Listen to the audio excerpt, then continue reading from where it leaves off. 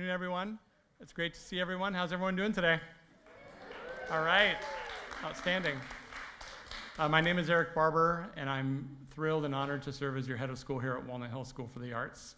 Alumni, welcome home, and current students, welcome to the Den of Wisdom for the next hour or so. I'm really glad to see current students here. We're having a great weekend. I hope you're all having a wonderful time. It's great to have you on the Hill. And we're really thrilled about today's program. This has been almost a year in the making.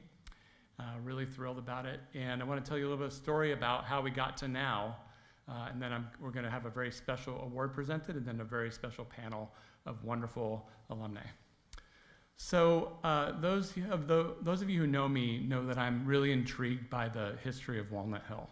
And in the little bit of spare time that I have, I try my best to dig in and figure out key moments in this place and key people that have been a part of this place that have really brought us to this present moment of really thriving and serving these kids so extraordinarily well. A few weeks ago at Assembly, I shared with our students, after an amazing presentation that one of the classes did on the history of feminism from the 1800s until now, I shared with them a little factoid. I said, did you know that our founders, Charlotte Conant and Florence Bigelow, founded this school in 1893, 27 years before they had the right to vote? And the room went silent. The kids were stunned, and they really thought about it. And so the two beech trees out in Stowe Circle, those were planted when Florence and Charlotte ran the school. So those are things that I really think about and I center as a leader here. And what I want to tell you is that 80 years as a girls' school, 53 years as an art school, Walnut Hill has always been powered by brilliant and strong women, and it will always be that way at our school. Thank you. So as I kept digging around and looking at timelines, I realized that this year was a very special year.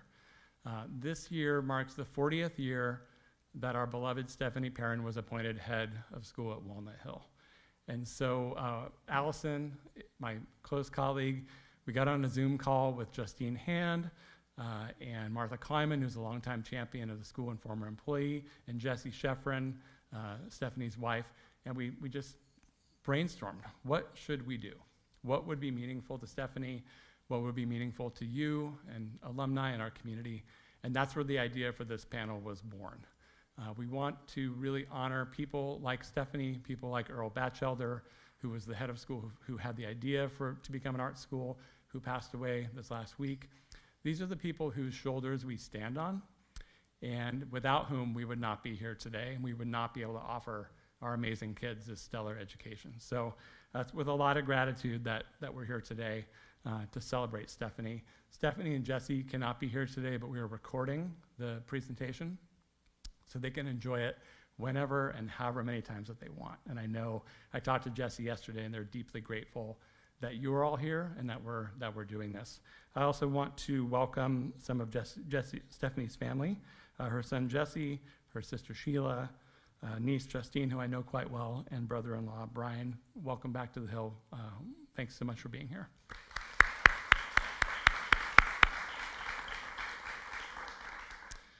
This panel is a real testament to the now 6,000 Walnut Hill alums that have graduated from this school.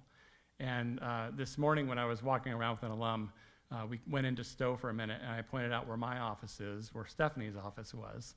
And that window in the back of the office was the place where the first 8 graduates of Walnut Hill had their photo taken on June 16th, 1894. And to think about that moment to now is really mind-blowing.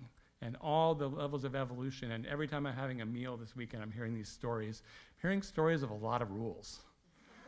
A lot of rules that when our students are at the table, they are now experiencing a deeper sense of gratitude, right? You need to come to dinner tonight. You'll hear a lot of tales. You'll feel very, very, very grateful for how we're running the school today. But with that, having these 6 alumni back to the Hill is a true joy. They're incredibly accomplished women, both in their careers but also as human beings. And it's going to be really extraordinary to hear how they took what they learned here as students, some as boarders, some as day students, some as arts majors, some in the proto-arts girls' time, and some as recently as last year. And what they learned and how they've applied it to their lives, but most importantly, to really fulfill our mission of making an enduring impact on the world. That's really what Walnut Hill is all about, and will continue to be about for the next 132 years. So with that, one of my favorite parts of Reunion is the presentation of the Non Nobis Solum Award. And I'm going to introduce my close thought partner and boss, Jenny McAuliffe, the chair of the Board of Trustees. Thank you so much for being here, and it's going to be a great rest of the evening together. Thank you.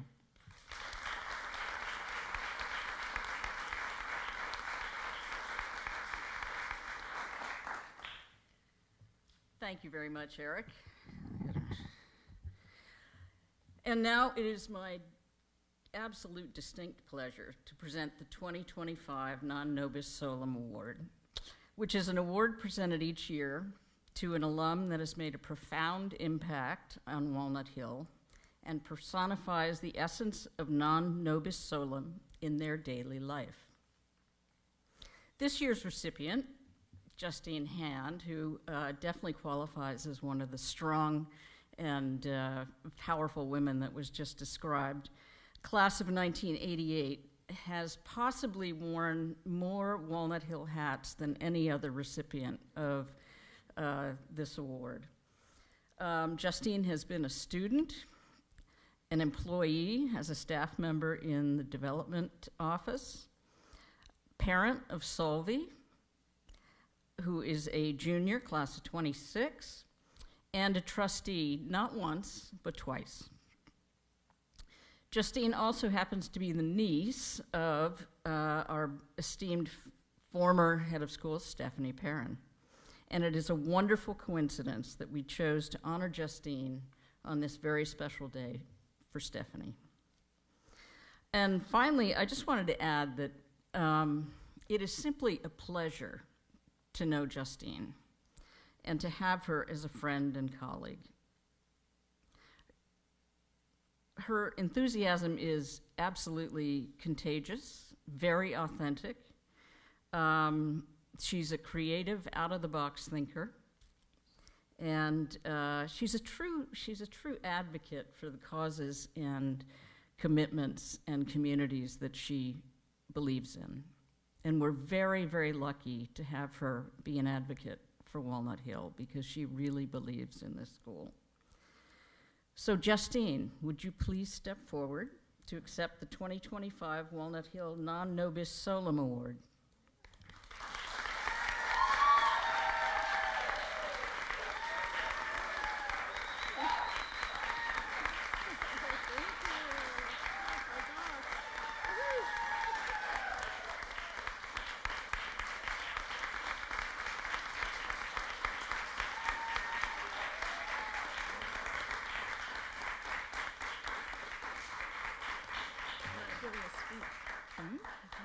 I know you are. Okay. I'll clear out. Yeah, move it, man. I'm now about to prove everything that Jenny said about how much I love Walnut Hill. Thank you so much to the school for this award. It truly means a lot to me to be here. You know I love this school. I will do anything for this school. But I want to talk a little bit about what Non Nobis Solum specifically means to me as an alum of this school and how I inhabit that motto. Walnut Hill trained me to be an artist. And to me, an artist is someone who pays close attention to the world around them. They take something in, they ruminate on it, and then they put it back into the world in a new way, in their own voice. And in so doing, their voice is both individual and collective. Writing this speech is an artistic exercise, and so the first thing I did was look up Non Nobis Solum in the dictionary or online to take a closer look at really what is Non Nobis Solum. And here is what Wikipedia says. No nobis solum, English, not for ourselves alone. We knew that part. Common variations are no nobis sed omnibus, not for us, but everyone. And it means that people should contribute to the general greater good of humanity apart from their own interests. Apart from their own interests. I have to say that part of me feels a little disingenuous accepting this award. Yes, I have dedicated many hours to this school, but honestly, it was never a selfless act. As an activist, there are times when I feel like fighting for equity is an uphill battle that I cannot win, when frankly, I wonder if there's any decency in people left.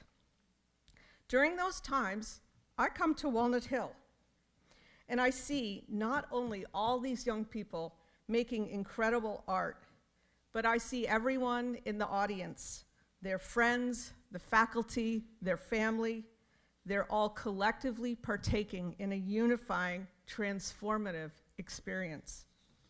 My spirit is lifted, my faith in humanity is restored, and I find that I can fight on. Apart from their own interests. In our Western rugged individualism culture, we tend to think of service as a sacrifice. And let's be real, it can be. If you take a lower paying job to be a teacher or work in a nonprofit, it has real lifestyle impact. But on a larger level, I reject the inherent duality that existing not for ourselves alone is apart from our own interests. I believe the work that I do to advance healthcare access is not apart from my own interests. It's not apart from my children's interest, or their friends, or my community, or my country, or every human being on this planet. Walnut Hill has given me so much. It has taught me how to be dogged and disciplined in the pursuit of passion. It has taught me to think critically, creatively, holistically. And it has taught me the value of beauty and community. These values are not a part of me, they are part of me. School founders Florence Bigelow and Charlotte Conan adopted No Nobis Solum in 1893, as Eric said, but there is one leader who in her 30 years at Walnut Hill shaped its modern culture of community, and we are here today to celebrate her leadership and her enduring legacy. 40 years ago, the Walnut Hill Board of Trustees named Stephanie Perrin as head of school.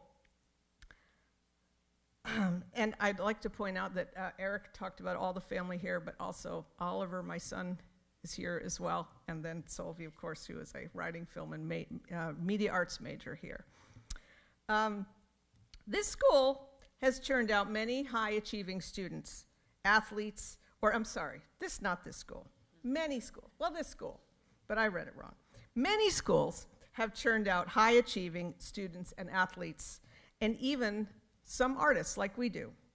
But Walnut Hill's special sauce is its community, and the way it treats community as an equal and integral part of the curriculum. We used to call the 3 pillars of our mission arts, hearts, and smarts. Stephanie was a leader who always carried all 3 with her. Under her leadership, Walnut Hill solidified its stature as a premier art school. As head, Stephanie continued to build on the NEC partnership established when she was academic dean. She worked to secure the school's financial health, launching the first capital campaign that built the Kiter Center. And she established the National Arts and Learning Collaborative at Walnut Hill, a think tank for arts educators. In researching her legacy for this speech, I came across an article written by Stephanie in response to the alarming decline in arts curriculums in school. Here are just a few of Stephanie's many arguments in Why Arts Education Matters, which she wrote in 2008, but they still resonate today. Number 1, America continues to face declining social engagement and a culture of division. Arts education develops in students a capacity for empathy and collaborative work. Point 2. Because the arts share a global language and a common culture of training and production, they can provide a ready pathway for global communication. The arts are a universal language, one that bridges cultures and articulates the highest aspirations of humankind. Number 3, the crisis of the American century is not material, intellectual, but spiritual. Unlike traditional academic disciplines, arts education can support an outcome greater than personal success, cultural advancement, or economic influence. The study of the arts asks young people to consider the meaning, both personal and communal, of the work in which they are engaged. I hope you heard in that the combination of arts, hearts, and smarts. They are not separate, they are intertwined. They represent the self integrated with the community. Stephanie dedicated 30 years to fostering and promoting Walnut Hill's holistic mission and strengthening the school. And heads Antonio Viva and Eric Barber have since continued the work of promoting arts education and training creative and intellectually curious young artists to make an enduring impact in the world, as our mission states. Before I pass the mic to this incredible panel of women who bring their own Walnut Hill creative and thoughtful leadership to the world, I also wanted to illuminate what Stephanie herself got from being part of this incredible community. The following is a letter that Stephanie wrote from her office in the head's house. She wrote it to her wife, Jessie, and Jessie shared this excerpt at Stephanie's 2008 retirement party, and she also shared her musings on the letter. This is what Stephanie wrote. There are kids playing outside the window under the pines in the dark. They are 16 years old, just screaming with the pleasure of being that age and out under the pines, away from the adults, or so they think. They don't know that I, the oldest person in the world, hear them in my room, sitting in front of my word processor. That's how long ago that was. How much goes on that no one knows about at all? What if you could take a picture of all the dreams in the world at a given moment? Its vibration would touch everything on the planet all at once. In giving her speech, Jessie wrote, I think that Walnut Hill has been, for Stephanie, a kind of dream. The kind of dream you live into and make manifest, the kind of dream you step into and out of, and the kind of dream you take with you. It has been extraordinary to watch Stephanie up close, summon the courage and the will to live into this dream each day and to be touched by the passion, joy, and possibility of what it means to be doing work in a world that matters, that can change lives, and that can, in turn, allow yours to be changed. End quote. In leading a community responsible for fostering the dreams of others, Stephanie was inhabiting her own dream. That is visionary leadership. Both Stephanie and I believe strongly in Walnut Hill's mission. Artists do soul work. They make our culture richer and bring our communities together. And I don't just mean those of us who are working in the creative fields. I mean every walnut everywhere who has been trained by this school to take a hard look at the world, to see it a little differently, to find the beauty of it, and creatively reimagine it to the betterment of ourselves and everyone. No nobis solum. Thank you.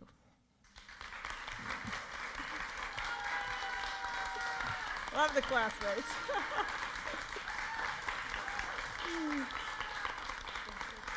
And thank you everyone. And now I'd like to introduce Allison Cooley, who is the Walnut Hills Chief Development Officer and co-moderator, now I can't talk, co-moderator of the Stephanie Bonnell Perrin Women in Leadership panel.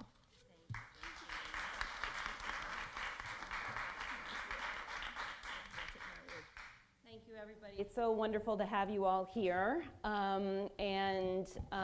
Justine, thank you for raising Soulcraft as what happens here on campus. I can't think of a better way to look at that. And then you being one of those amazing people who takes that Soulcraft out into the world. Congratulations, so well deserved. So happy for you.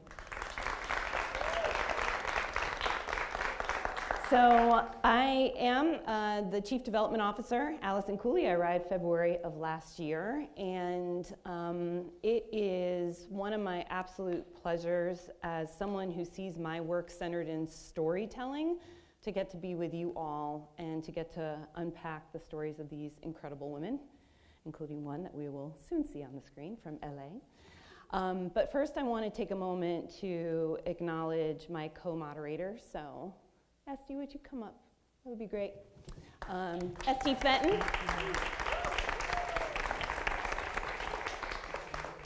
So Dr. Esty Fenton is a current humanities faculty member here at Walnut Hill. And just so you understand the richness that she is going to bring to this conversation, can you just share a little bit about your field of study and academics? Sure. My primary academic training is as a sociologist of gender with a research specialization in reproductive politics and child welfare systems. Yeah. And Esty has been with us at Walnut Hill for how many years now, Esty? 2 years. And what was particularly cool is when Will and I had a conversation. Hi, Will. And he's like, you know about Esty's class? I'm like, no, Will, I don't know about Esty's class. What do I need to know? Tell us about Esty's class, Esty. Well, one of the funnest things that I've done at Walnut Hill, besides teaching 11th grade U.S. history, is has been to adapt some of the gender studies material that I used to teach at the post-secondary level for high school students. We've done a lot of fun stuff, as Eric mentioned. We've honored Women's History Month in the spring and LGBTQ History Month in the fall through a project where students, after some classroom stuff, where students investigate protest action at some point in either feminist history or LGBTQ history that's interesting to them, replica one of the posters that they've found from that protest action, and then present together a narrative of that history for the school. We also have done a lot of work on analyzing how gender and LGBTQ identities are represented in the media. So fun stuff, really fun stuff. Very important stuff. Esty, thank you. I'm going to allow you to join me here. And I do want, yes. Thank you. And I just also want to acknowledge Will Yarborough, who is our Assistant Director of Diversity, Equity, Inclusion, and Belonging. And I'm really excited that both you and Esty are going to be working with our panelists and some students after this. And that's going to be a really great time for all of you. So thank you both for taking the leadership to make that happen. So I'm going to now join you, Esty. Hello. And I would like to introduce our panelists. So we have Christina Bermudez, class of 2010.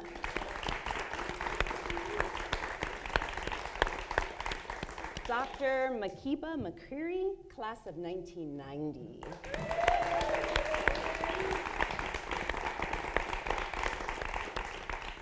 Dr. Jennifer Natalia Fink of class of 1984.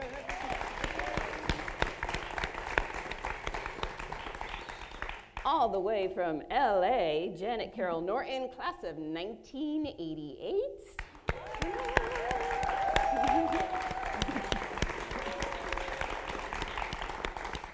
Teddy Quinlivan coming in from class of 2013.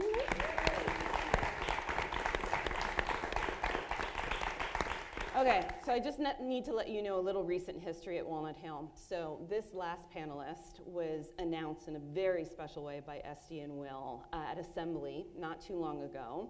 And so there I am, presentation's happening, and I've got all of these panelists, and I'm like, wait a second, they didn't mention, and then I scroll down the presentation, and there was a reveal. and it was so loud in assembly that apparently one of the students said that his iWatch went off and was like, "This space is too loud. You need to exit immediately." Please welcome Soleil Vales, class of 2024.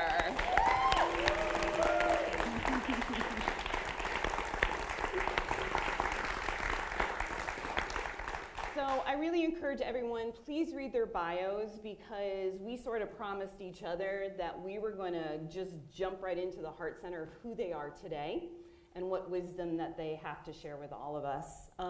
So what I would love to do is just in a few brief sentences, we'll just go down the line, and as an opener, if you can share, to give us context, what is your purpose and intention at this season in your life?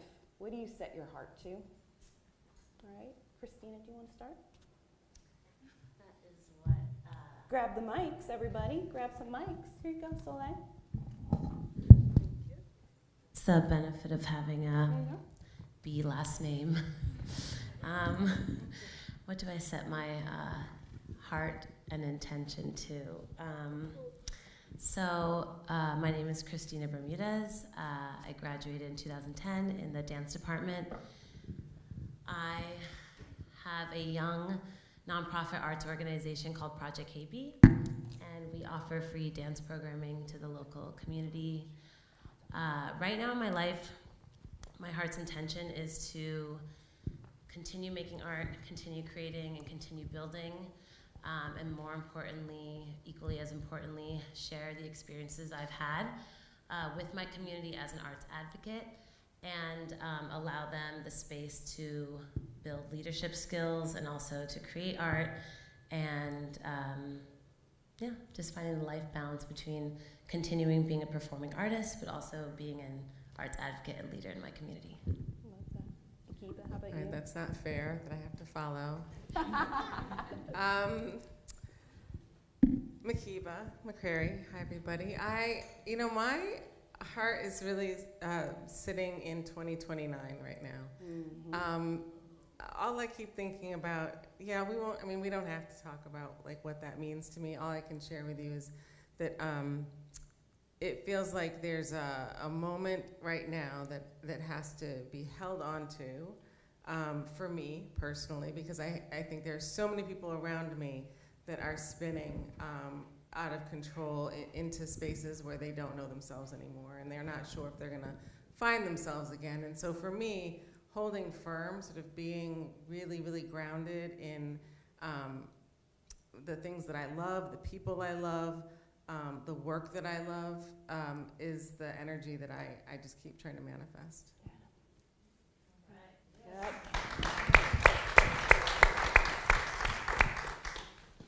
I think I'm going to echo both of these brilliant ladies. I'm Jennifer Natalia Fink, coming to you from the Pleistocene era, class of '84. And I'm either, jack of all trades, master of none, or amazing at lots of things, and I feel like both of those things on different days. I think what I'm feeling is that as an artist, as a parent, as a teacher, as a learner, as a professor, as an activist, I'm just going to use all my energy to protect, defend, and promote my communities of queer people and people with disabilities. And kind of everything I'm doing radiates out of that, including my experimental artwork, as well as my activism and teaching. So both things that seem very individualistic and for myself alone, as well as the not for myself alone stuff, is really grounded in that. Thank you. Hi, my name is Teddy. I am a former Walnut Hill visual arts major, and I am now a fashion model and also an advocate for trans rights, trans inclusivity, and I think it's very hard to know where my heart lies in such a trying time in the United States, especially when you feel like you've made so much progress and you've made it such a long way, and now you feel like, wow, like the things I've been fighting for and that my forefathers and like my trans elders have been fighting for is slipping through my fingers. So I think I'm kind of going through, like many people at my age, as many 30-year-olds and kind of like younger millennials are, trying to just sort of figure out like how to get the heart back, maybe. Mm-hmm. So that's kind of like what my current mission is, I think. Mm-hmm.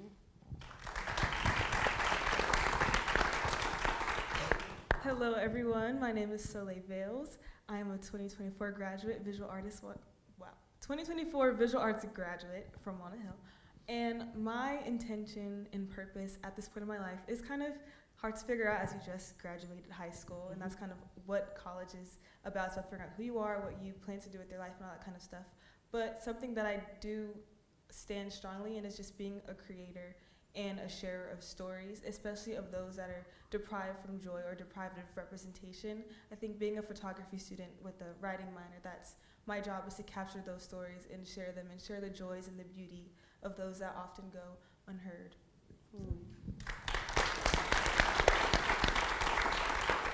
Janet.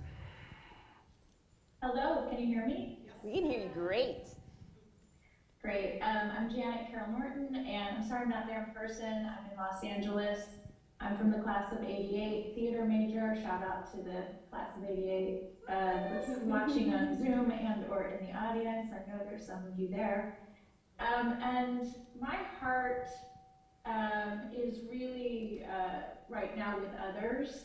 It's in my DNA. I'm an agent. I represent television producers, and I'm exhausted right now. Just gonna keep it real. The industry is kind of in a big change right now, the television and film industry, so that is a hard place to be sort of in at the moment, and also exciting because there is a lot to look forward to in it, which we can talk about later.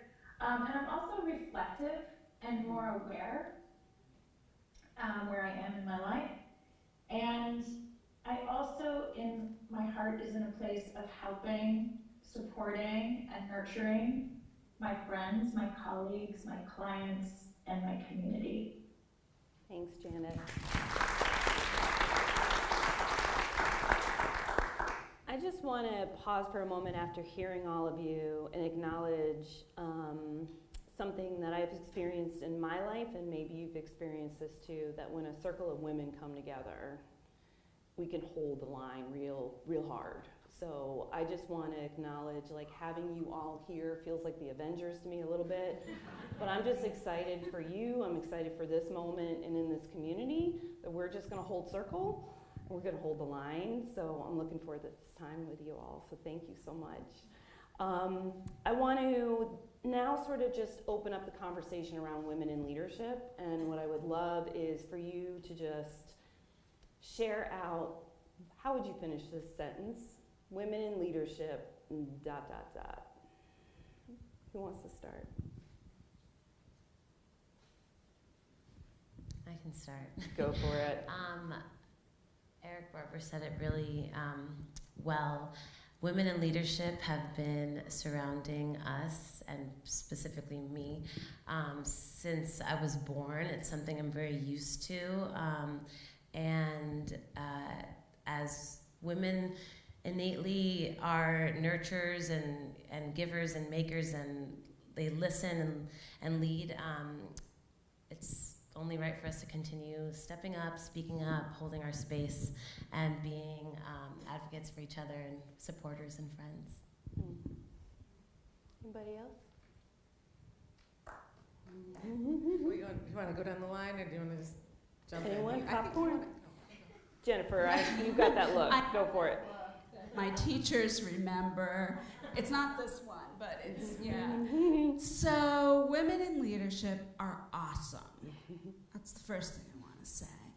And then the second thing is that women need to really allow themselves to lead, because we're so socialized, or it's innate, I'm not gonna have that debate here, right, to nurture, to collaborate, and those are components of leadership, but there's also a part that's recognizing yourself as a leader, making decisions, being assertive, and I think we really need to own that. And that is something that I discovered. I've always been, as again, two of my teachers are here, will remember, kind of an outspoken person, shall we say.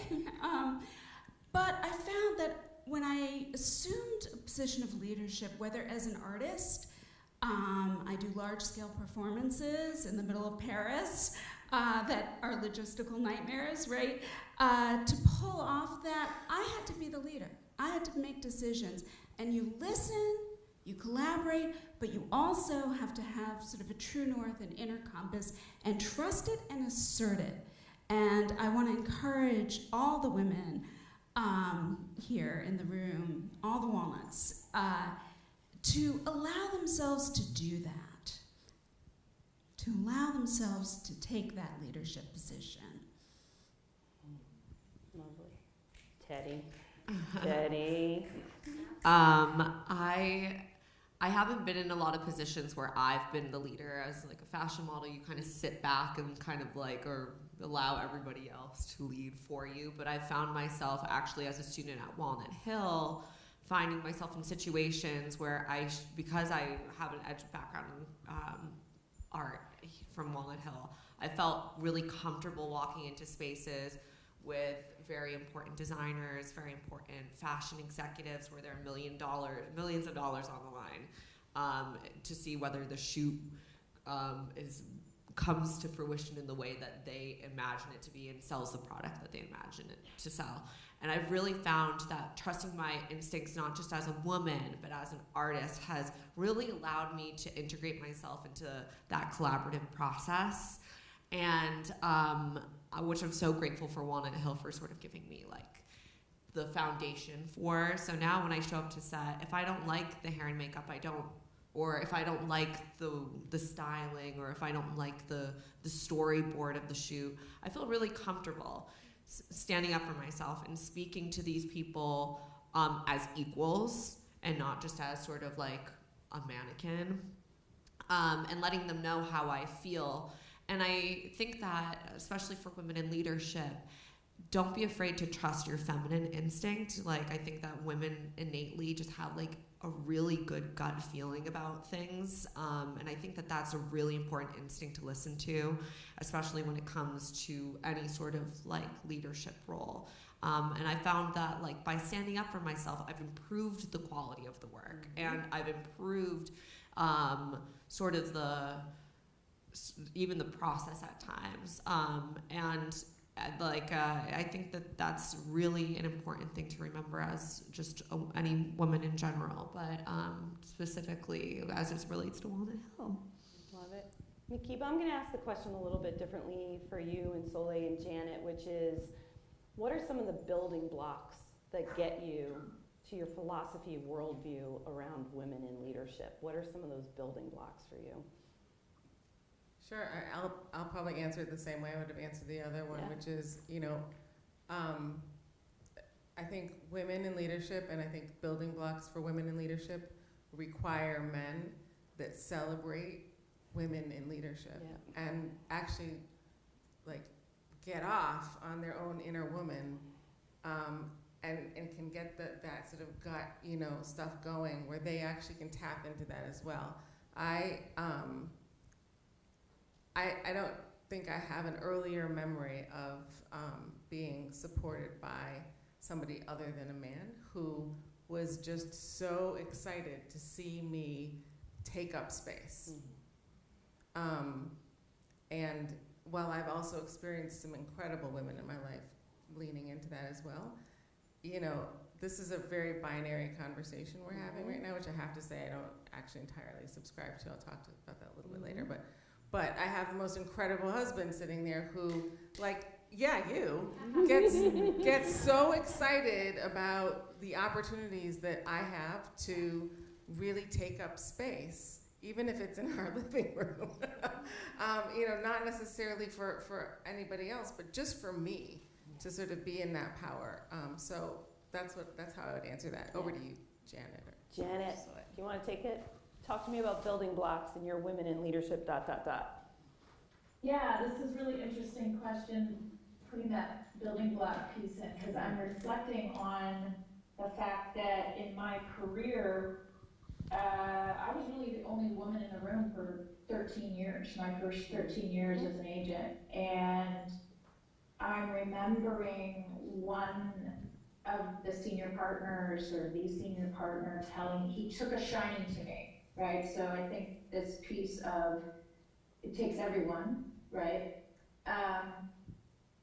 I remember a couple of things that I think were building blocks for me personally, which was given permission, right? So if you're like in a boardroom, right, gathering for a meeting, like we had a room where the table couldn't fit everyone. And he said to me, always sit at the table. And I thought, oh, and I was kind of junior, right? And I thought, oh no, my place is to sit on the back bench. But I have taken that to every single meeting I go to. I sit at the table, even if there isn't room for everyone, I make sure I'm sitting at the table. And so that was a little building block in terms of building confidence, right? So building that confidence, giving permission to myself to do something maybe that I didn't feel, maybe wasn't my instinct, right? Another thing that I think is that I've noticed in my career is that, this whole idea of helping others and whatever, uplifting, something that comes to mind is like uplifting others. And that takes a lot of work, and that's not always the right thing to do. I've learned that you can do that a little bit, but really being a good role model of excellence and keeping your door open for people to come to you and ask questions and being able to have a dialogue with someone who wants it. You can't force it on someone. So earlier on in my career, I always thought I was like uplifting because I wanted to give people all these things, but then really just being a role model of excellence, that people will learn from you. One thing that I learned just from watching one of my bosses over the years was returning a phone call within 24 hours. Really in an hour is best, but within a 24-hour period of returning someone's phone call, if they call you. And so those little things start to build up, and I would call those building blocks for leadership for men or women. But really for women, we have to, think about, and we could go into parenting and being a working mom and all of that too, but I think that those kinds of ideas are building blocks for me. Soleil, how about you? I agree with both of the answers that were already stated, but what I would add is that sometimes you can't wait for permission to be a leader. You kind of just have to recognize that you already have that gift inside you and then tap into it. Something that I was told was that if there's no seat at the table, bring a folding chair. And so you just have to take that initiative, take that next step. And all those things. And I think a big part of my answer about what women in leadership do, they're trailblazers. They change the game. They carve new pathways and everything. You can't just sit and settle for kind of a world that you're not really comfortable with. You just have to go for it and take that step and trust that, things will fall into place or work out. And then if they don't, you have to be ready to, put your thinking cap on and work through it. Absolutely. Thank you for all those answers. And I think I want to turn to you, Esty, now. You're teaching this incredible class around gender, culture, and power. What are some of the themes that you're hearing that you get to unpack with our students?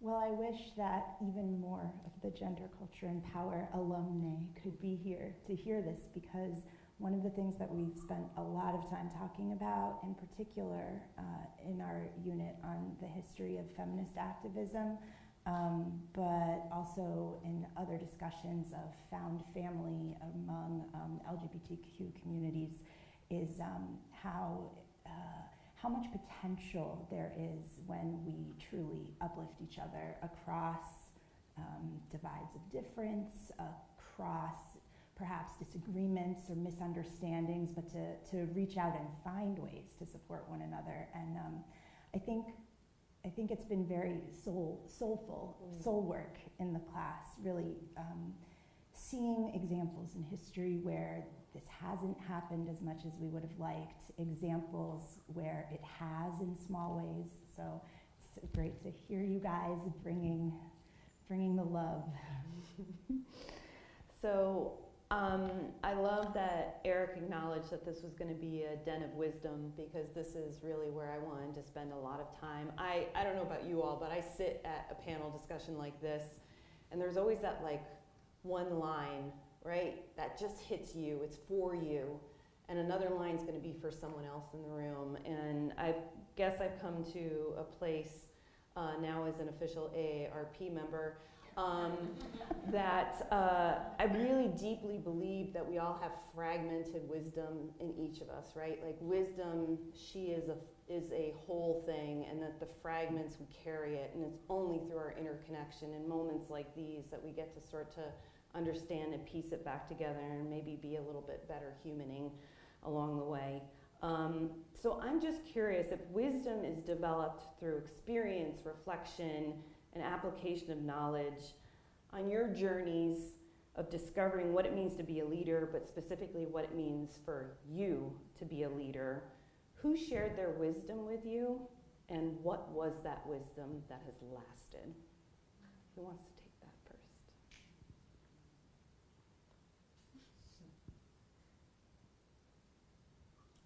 I'll jump in.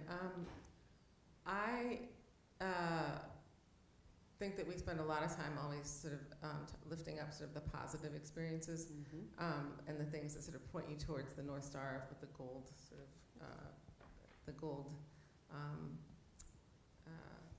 frame looks like.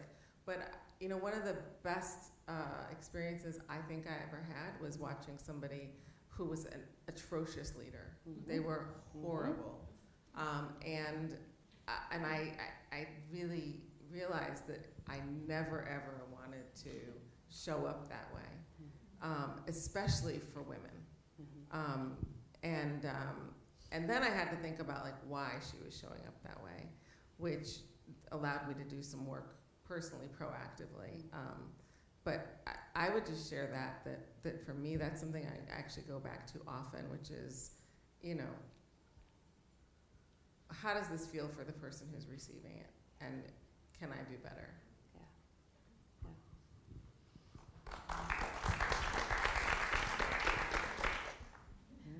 When I was younger, I don't know how old I was, but my dad shared this phrase with me, which was change your mind, change your life. And at first he said it all the time, and I was just like, okay, here he goes again, just dropping whatever quote this is I got from somewhere. But then it took, I think, maybe until sophomore year at Walnut Hill, where I actually understood and was able to process and apply that quote. And that's something that I definitely refer to a lot in my daily life and in leadership. And that's when I would say the birth of Pockets of Peace, for those that know.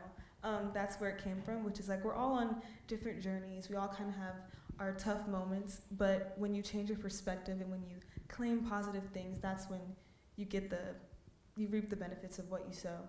And I think that has definitely helped being a leader and being able to, you know, give that affirmation to other people that the growth journey is not linear.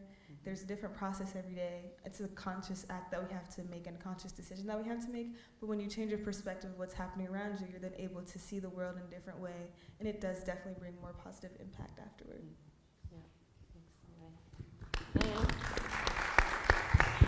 Kelly, looked like you were going to share something. I was thinking about this quote. I was trying to think of through all of the things that people have said to me and heard, like, was there really something that stuck out to me? But something I've been hearing recently is I don't chase, I attract. What belongs to me will simply find me. And I think that it's, when you're in a position of leadership, it's really hard to like let go power.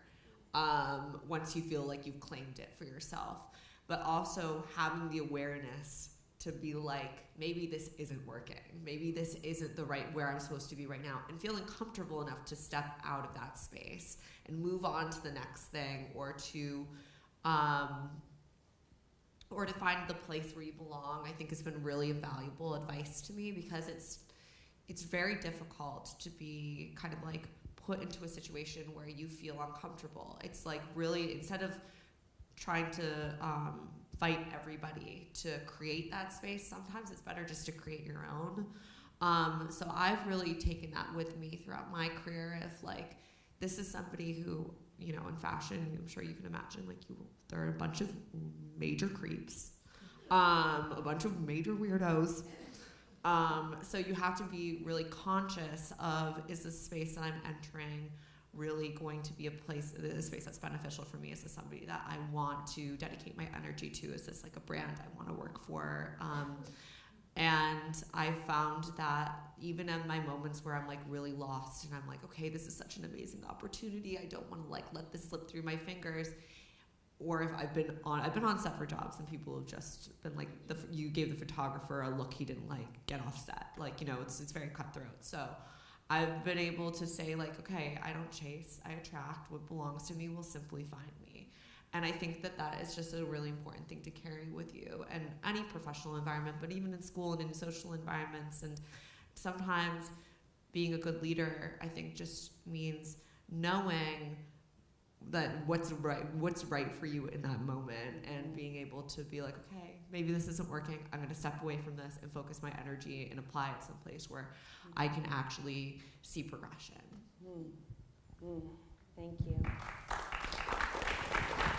Janet, how about you, Janet? Sure. So this is something that was said at a panel by a woman named Suzanne Daniels, who used to be the president of MTV. She's sort of a well-known producer in Hollywood. And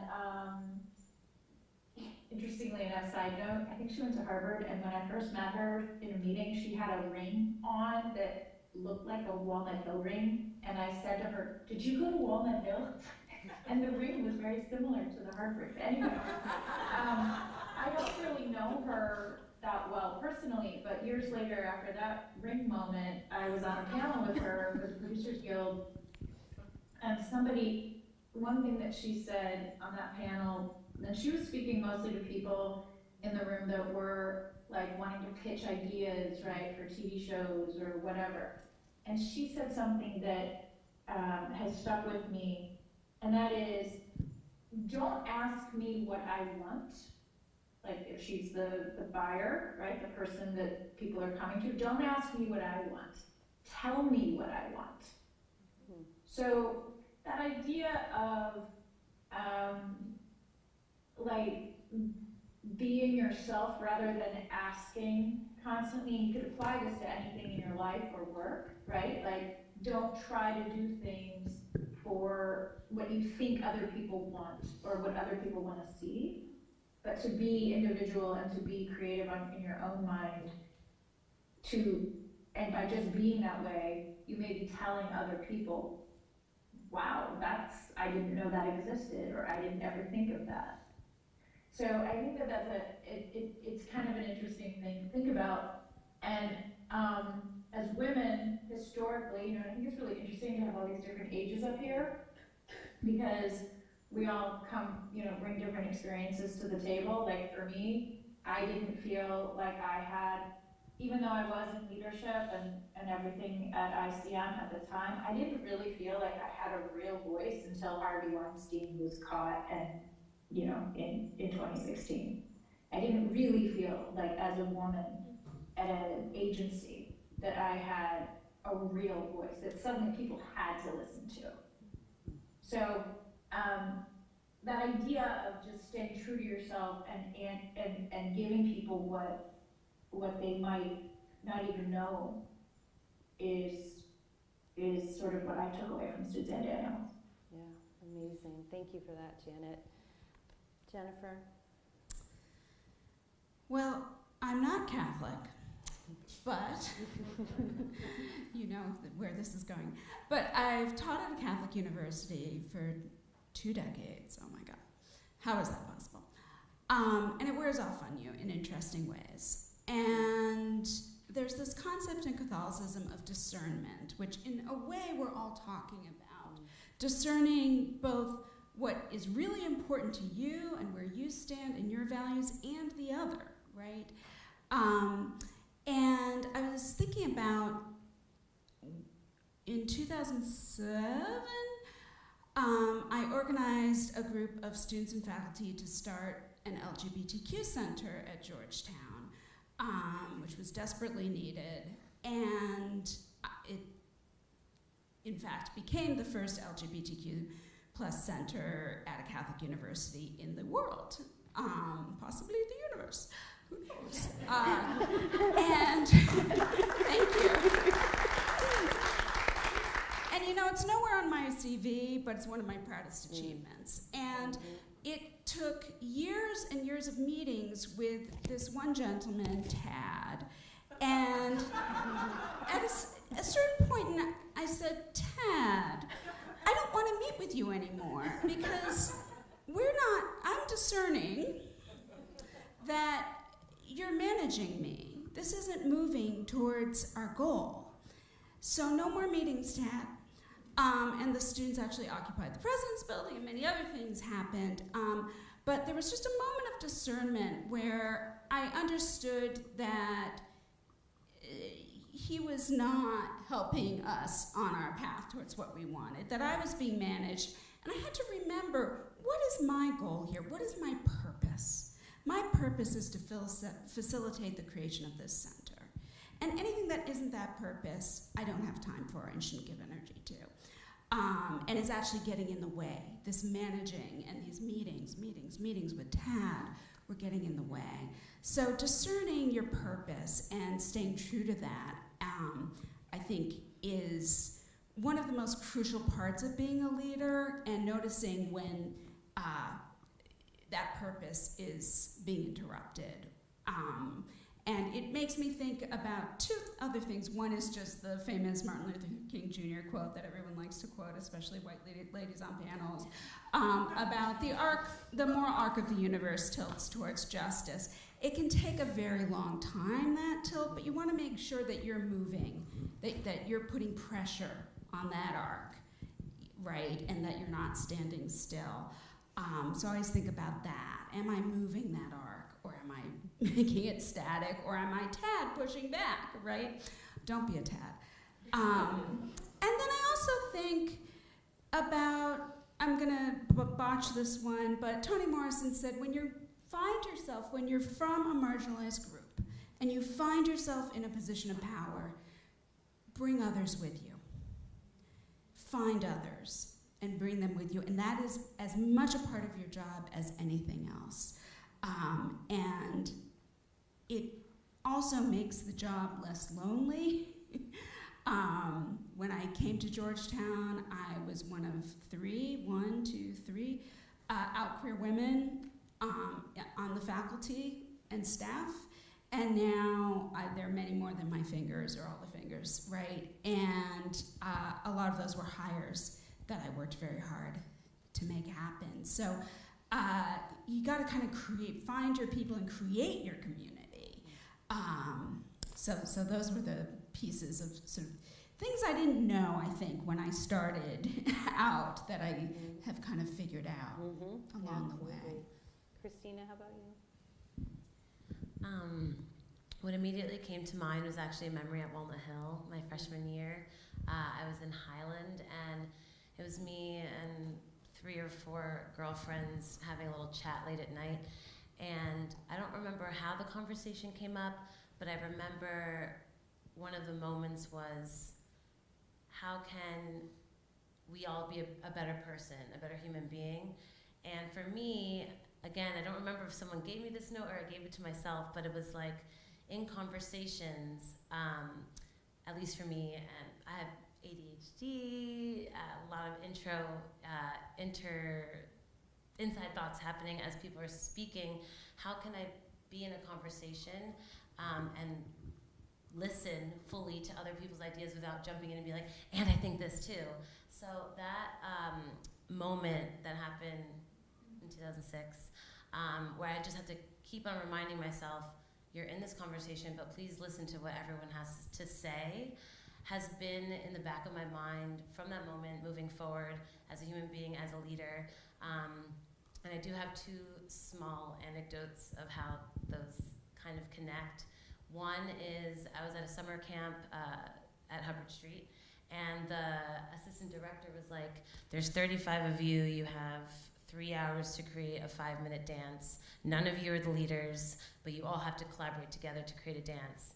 And as a leader, there are times when you have to step up, and there are also times where you have to listen and find your place. And there were a million moments where I wanted to be like, I have this idea, like, whatever, give the mic to me. But I found it in the best interest for myself and for the group to take a step back and let others step in. And so that's kind of where the listening ties in. And I also want to tell this story because we're at a arts high school and I'm the captain of a softball team, so I thought it would be a fun story to tell. There's this woman, her name is Marisol. She's an amazing softball player. The best position that she plays at is second base. But there are also other people who play a really great second base, possibly better than Marisol. However, when I don't give Marisol the second base position where she feels most comfortable and most powerful, she's not as great as a player. I don't know what happens, the nerves, I don't know what happens. So as a leader, as the captain, whatever you want to call me, I always give Marisol second base because she plays the best game that she can in that position, even if other people might be, better at that spot. So yeah, that's listening, right? Yep, absolutely. So Esty, I'm interested to sort of bring the class that you're teaching back into the mix here and sort of ask, what are you noticing with our amazing panelists and the discussions that you get to have with our incredible students who are on the Hill now in terms of how they're showing up, the sense of duty, responsibility they have as a human in this world? It seems like this doesn't start as soon as they graduate. There's something happening on this Hill. So just talk to me about what you're seeing in class around these similar topics and what you're hearing today. Can I tell a story? Please. Well, we have just begun this semester working on final projects in this class, and the final project is to take a piece of art and or a myth, right? Because of course a lot of myths are represented in art. A piece of art or a myth, and to create your own artistic reinterpretation of this story, character, or image that is in some way anchored in something that we have learned this semester. And there's a student who was really, really, really into this book of American folk art that she was just looking through. All these old pictures, from the really early 19th century of girls with dolls. And she knew she was drawn to these pictures, and she knew she loved dolls as a child, and was like really thinking, it's gotta be, but my final project has to be bigger. My final project has to be about politics. My final project has to be about, activism and all these big things. She was so drawn to these dolls, and we ended up having a really great discussion. I said, what were those first couple of readings we did about what is gender, and how do we come to embody our gendered identities, and what do you think about your dolls? And just the ability for this student to focus on herself and her own kind of like, I guess, journey into adulthood at the precipice of graduating high school, right? I guess the personal is political, Allison. Indeed. So I think there was this really interesting moment that came up, and I want to thank you, Makiba, for bringing it up, which is the binary focus that we have, right? And so I want to take us out of the binary because being at Walnut Hill School for the Arts, I want to have the intersection be about the fact that you are all remarkable artists, incredible artists, and what that has birthed for you of what you know deep in your core about what being a leader should be, and to your point, Makiba, should not be. So talk to me about what you know in your soul as an artist that absolutely is your North Star guidepost about what it means to be a leader who has impact.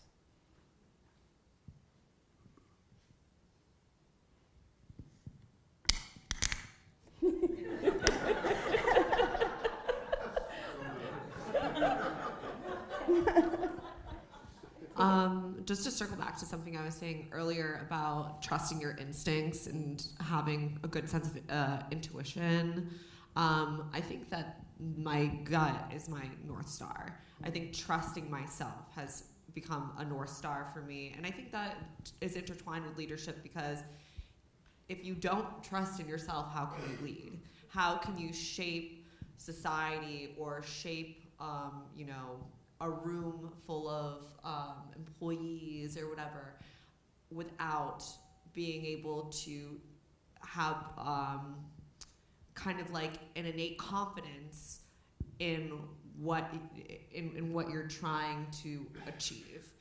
If you don't sort of have this sense of confidence in what you're projecting or what you're trying to get your group of, whether it's students or employees or people on a team, if you want them to listen to you, you have to be assertive, and you have to make sure that you are sort of like articulating yourself and your ideas in a way that comes across as confident. But you can't do that unless you truly feel like you are correct. And I think that that's why it's really important to lead with your gut, lead with that gut instinct, because that way the ideas that you're projecting are ones that you really feel like internally and maybe even subconsciously are correct. And oftentimes those are the feelings that are the right answers. Yeah. So not overthinking it too much, but really leaning into what feels right for you, and trusting that instinct. And how has being an artist, Teddy, allowed you in that self-discovery process? Because that has to be opened up for you then to get to the place where you're trusting your gut and have confidence. And not everybody has the ability, the accessibility, the opportunity to really explore what does it mean to be an artist. So just take me even a step back in terms of being an artist has allowed me to then everything that you just shared.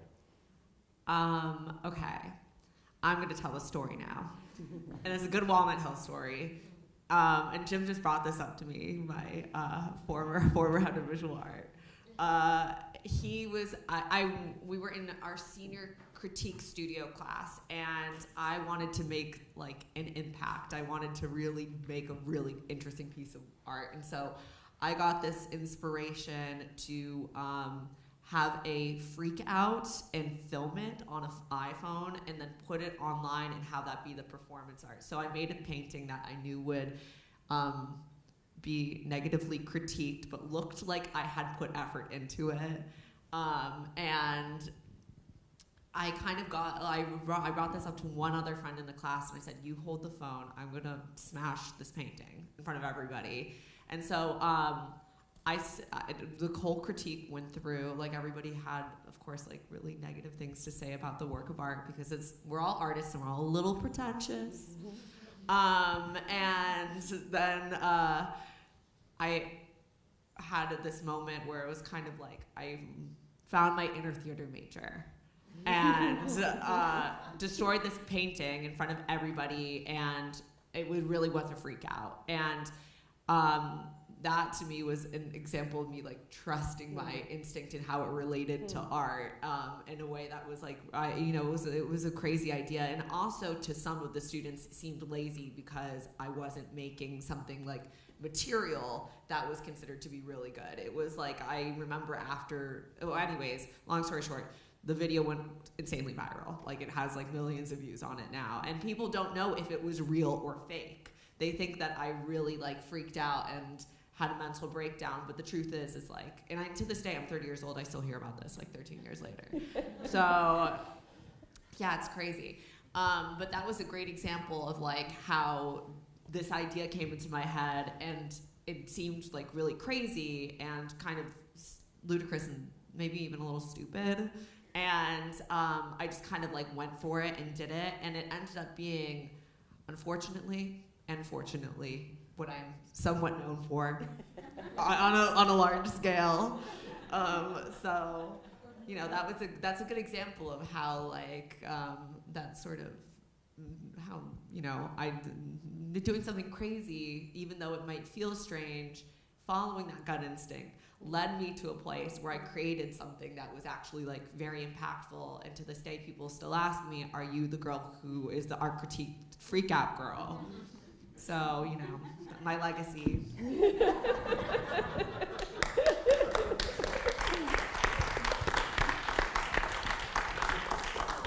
Makiba, how about you? You're the one who inspired me to go in this direction.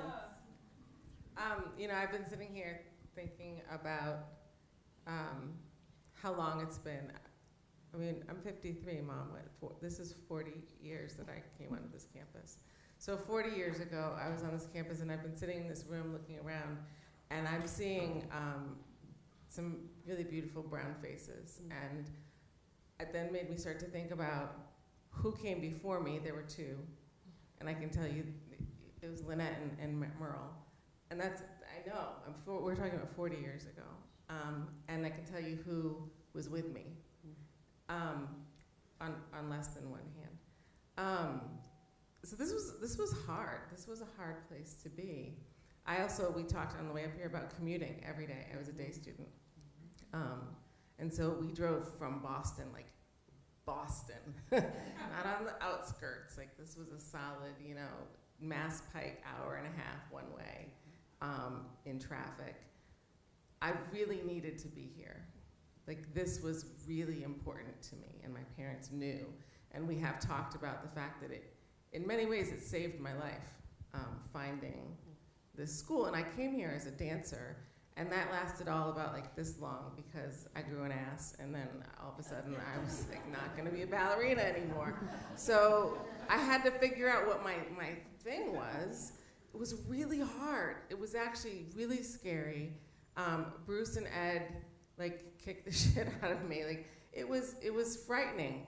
And then I moved on to like finding that theater was the space where I just felt like I was at peace, all at the same time as being like turned on, like the ignition, the key, turned.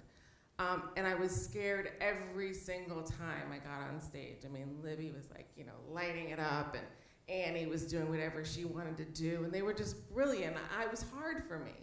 And then I go to New York and all the things. Being an artist taught me that I can do hard things.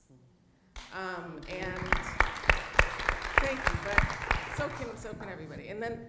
But that also, like that at the other, like right around the corner is something that is just amazing. Like the best high you could possibly ever get is just figuring out where in the spotlight you can stand where you can't see anybody. And you can just kind of like get into your own core. That has served me, and I haven't been on a stage in that format for quite a while, but that has served me. Every time I get really scared, I realize A, that means something really good is around the corner, and B, that I can do it. So that's absolutely, yeah, yeah.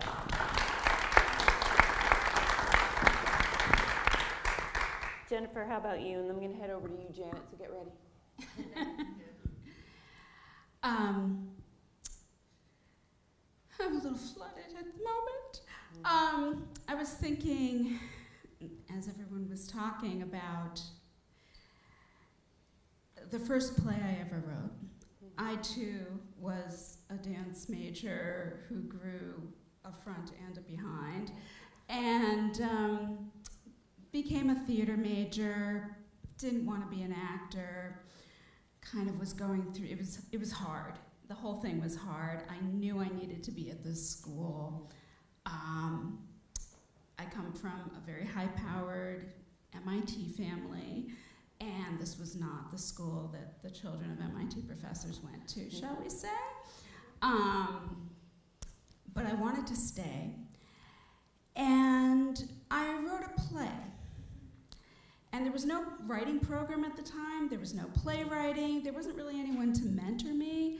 And I was curious about what it would be to write, direct, produce. I did all of it because there wasn't anyone else, which was crazy. But I was curious about what I didn't know. And I think that is something that I'm always really curious about. What don't I know? And what isn't known about this thing? And the thing that I was curious about that wasn't known was what happens when you take a rom-com but do it in the style of surrealism, right? And it was terrible in many ways. So that's the answer to that question. But I'm always really curious about what I don't know and what kind of isn't known yet in an art form. And that continues. I just wrote a novel that is also an opera. And, and hopefully it's not, it's a little better than Who Will Take This Woman, my first play here at Walnut Hill. Maybe it won't be. So I think that's really somehow at the core of who I am as an artist is asking the uncomfortable question, the question there's not an answer to. What do I not know? And that's always a question about myself, too. Who am I going to be in this moment? So I guess this is maybe for students who like a lot of different things, don't fit easily into a genre or identity, right? That can be kind of the cutting edge of art. That's kind of the thing I'm known for now, actually. Right? But it's always scary. It's always scary. And it doesn't stop being scary even now. And I shared this, I teach a capstone for the creative writing minors at Georgetown. And I shared this with them, that I'm going through something, I'm writing this kind of new, weird genre that doesn't exist. And I'm a little scared. And they were really surprised, right? And I think being vulnerable and honest is a form of leadership at the end of the day. Yeah. And at the core of the soul craft of being an artist, you cannot create without vulnerability. I would like to start to come to the close of our panel. And so Janet, I'm going to start off and ask you this question. I know that this question kind of gets answered a couple different ways, so I'll kind of give you the menu options, shall we say. You can answer it with, taking a little perspective, Janet, and reflecting on the leader that you are today. If you just take a moment, can you see the seeds of who you are today, of the student who is on this hill X number of years ago? The other way that you might want to answer it is, what do you want to tell her now? Okay. Yes, definitely I see the seeds every day in my life from Walnut Hill. And that is, I did have I was on Gold Key, which I felt, in my heart was something I took with me every day. Also, I was dorm president my senior year in North House when we had middle school age. And that senior year was kind of an interesting experience working with those students. And also the people around me, my friends, who were so confident and wild, and this class of '88, you know, was, we were, and Akiva, I see you, you're 2 years behind me, and probably very annoyed with the class of '88 because we did a senior call every single day our senior year. And I'm not exaggerating. Every single day in our seats, we did a senior call. So I was really inspired by the people around me, I think, at Walnut Hill. And to just take a minute and acknowledge Stephanie Perrin, whose leadership was just, you know, looking back, was just outstanding. And congratulations, Justine, so well honored. Proud to call you a classmate and friend. But also, I was really lucky because I went on to Carnegie Mellon, where the motto there was, "My heart is in the work." And so I have blended No Nobis Solum and "My heart is in the work" into my daily life. Literally, I mean, I write it down, I think about it, I journal about it, I mention it, like it really lives in my heart, and sometimes that's not a good thing. Like, sometimes it's too much. And what I mean by that is, like, I'm a little bit of a workaholic. I've learned that about myself, and it's really, you know, I'm noticing it more and more as my kids get older, and, you know, I can't use that as an excuse. Like, it's just me. And that comes from the seeds and the attention to detail that it takes to work as an artist and to work in an artistic community. People have reached out, friends whose kids are moving on into art schools, and they say, "Is this okay to do? Would you know, people nervous about sending their child to an art school, whether it's high school or college," and it's like, you're gonna get an education better than anything else because of the work that is demanded upon the artist or the student. So I definitely see the seeds at Walnut Hill being part of my life every day. Thank you, Janet. As a leader and just as a person. Christina, I want to ask you it a little bit differently. You studied dance here at Walnut Hill, and you are manifesting something in the world, working with young people directly in your community with dance as the vehicle for their self-discovery.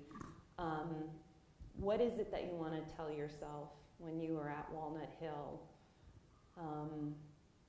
Maybe to encourage or inspire, knowing what you know now about this moment in your life.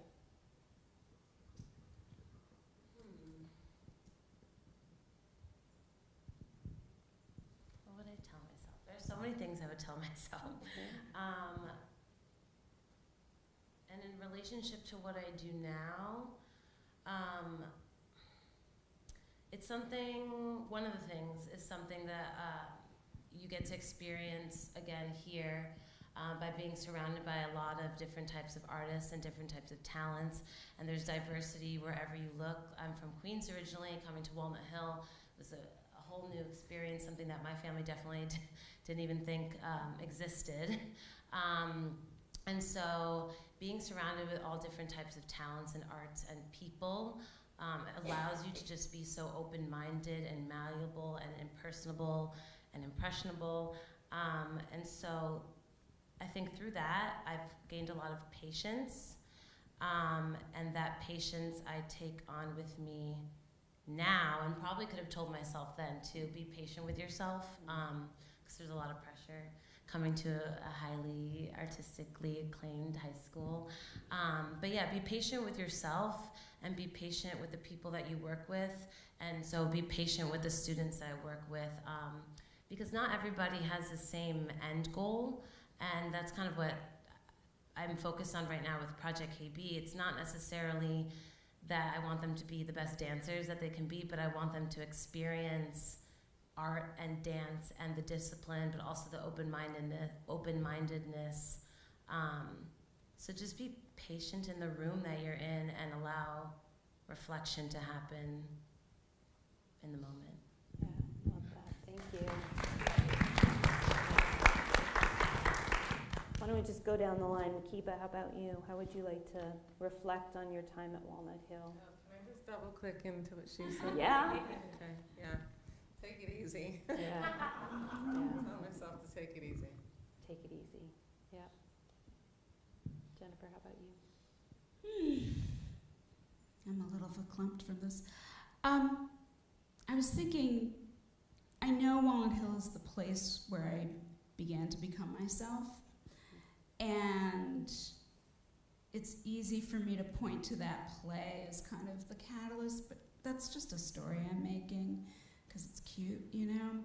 I don't think it was one thing, but I was very worried about, it seemed like that everyone had a clear identity and a clear track, you know, and I never quite fit in. I didn't always fit into friendship groups, like I never had a clique. I had friends, but I didn't, you know, and I'm still like that. And that's okay. And that's what I would tell myself is it's okay to be a little different. Now we use the term neurodiverse, right? It's okay to not be on a track and be this kind of weirdo, eclectic, nerdy freako. That's what I didn't know then, that I would want to tell myself.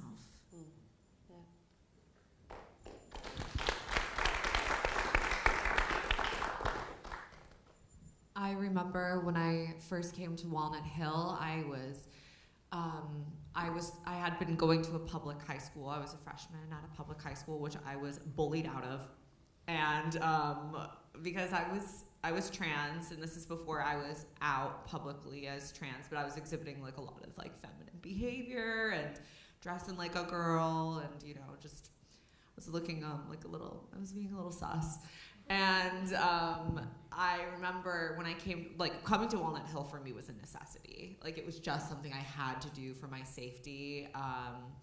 Somebody like called in, like somebody threatened to kill me with a gun at my public high school. So it was like just not a good place for me to be. So I came to Walnut Hill, and I remember my homeroom advisor, Ken Tai, who's sitting over there. I love you so much. I'm so glad you're here. This is at the precipice of me coming out, but at this point I came out to my family as trans, and this new move had to be made. And I remember showing up to Walnut Hill and my mom being like, Teddy, can you just introduce yourself as he, just to go along, to get along? And this is kind of before like the trans thing was like as prevalent as it is now, and as centered in culture as it is now. It kind of was like really such a strange thing. And I remember Ken coming up to me and asking me if what pronouns I wanted to use, if I wanted to be referred to as he or she. And it was the first time in my life anybody had ever asked me what I wanted. And I remember like that being such a like groundbreaking moment, that somebody wanted to address me the way that I wanted to be addressed and wanted to treat me with that level of respect. And that's something I carry with me now to this day, and is a really important thing. And I just think about the kid I was when I was first got here, and the woman I envisioned in my head that I would be at the age I am now, and who that person would be, and what they would be doing with their life, and how they would look, how they would act. And I manifested my identity. Like I became that person. But it was really because I was put into an environment that allowed me to thrive, and that allowed me to be accepted by not just my peers, but by educators, and who really saw me for who I was. And so the seeds of the person I was at Walnut Hill have totally manifested itself and come full circle. And now I really am that woman that I dreamed of being when I was having my first interviews here with Jim, actually, just to get admitted to the school. And so it's just amazing to be like, wow, it's like they really saw me, and I hope I made you guys proud. I hope I'm not too embarrassing.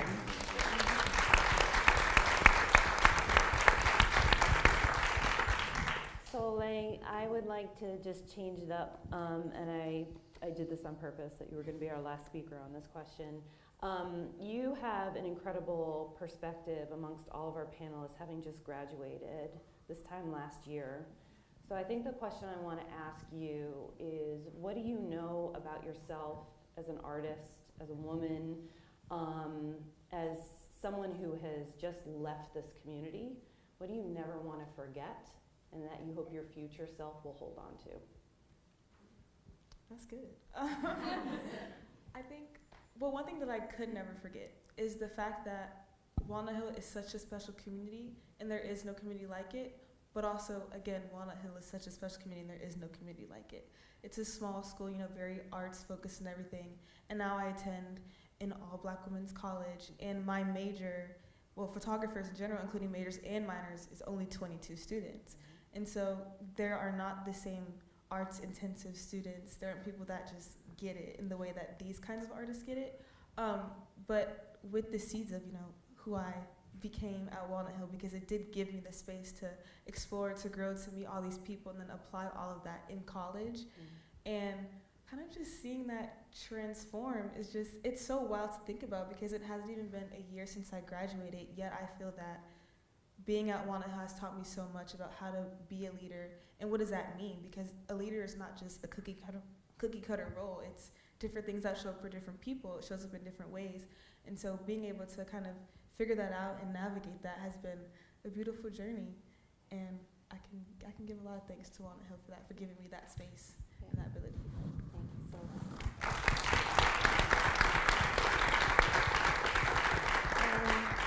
First and foremost, thank you so much to our panelists, Christina, Makiba, Jennifer, Teddy, Soleil, and Janet. So grateful for you all. I think we should just circle back to the beginning. Non Nobi Solum. And I think you have gotten to witness that through storytelling, through vulnerability, through honesty, and especially generosity. I'm really, really grateful to each of you. It is really remarkable when you come home. And I'm so grateful for that. I'm looking forward to more opportunities and even more of our alums to come back. And I want to just take a moment also to look into the camera. Stephanie and Jesse, we're sending you all our love from the Hill. Stephanie, this is your legacy.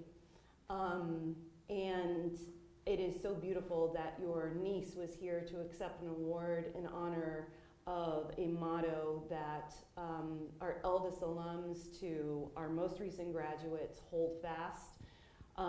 We are so grateful to you for being one of our pillars, our builders. We send you all of our love, and we're so grateful. Thank you so much for all being here, and I wish you a good rest of the day.